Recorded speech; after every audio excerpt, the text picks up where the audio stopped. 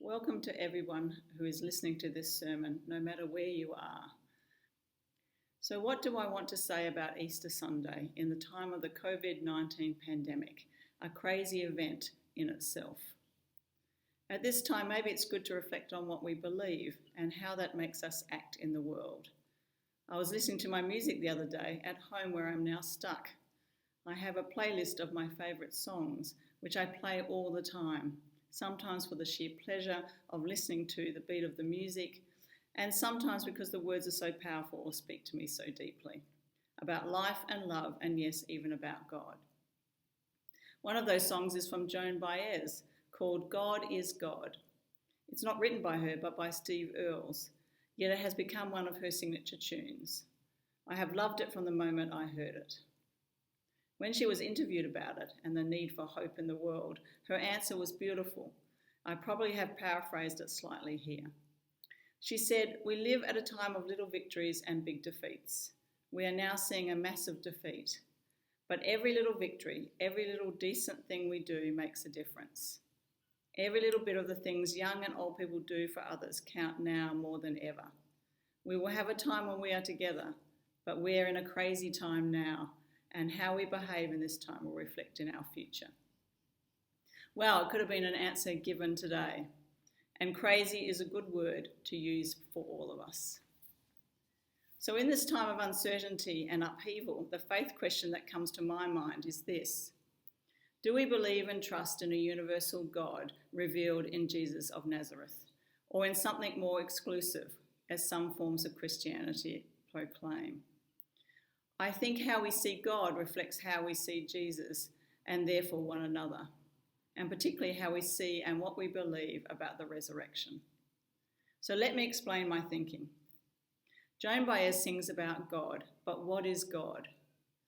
I have always had the sense of a something more that drives life itself, not a presence that disappears and reappears because of a sacrificial death, but a presence that is found throughout the life of the universe, the life of all creation, and the life of every human being, which is closer to us than our own breath, but urges us to connect with one another with love and care and compassion.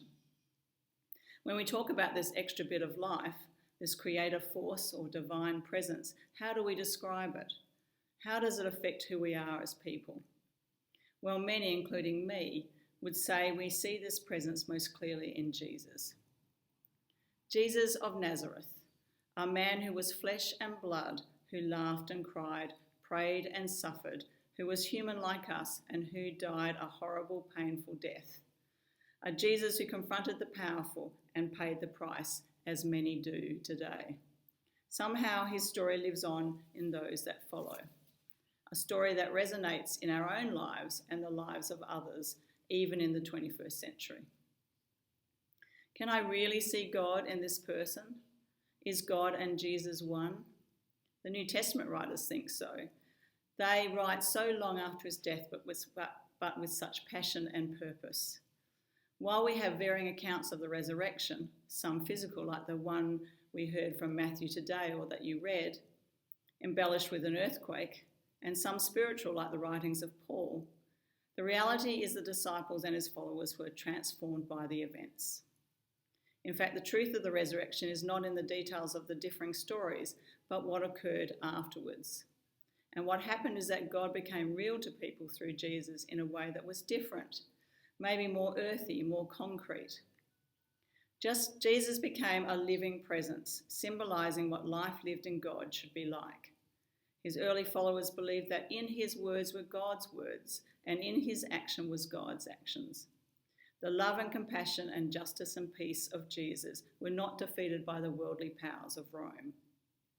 His vision of a new empire, which he lived out with them long before he died, could not be killed by an executioner or a cross. They recognized that the life that they had experienced with Jesus was not ended, but had been affirmed by God in their own lives. In other words, his followers continued to experience him after his death, not as a figure of the past, but as someone still walking and talking with them, and it gave them hope.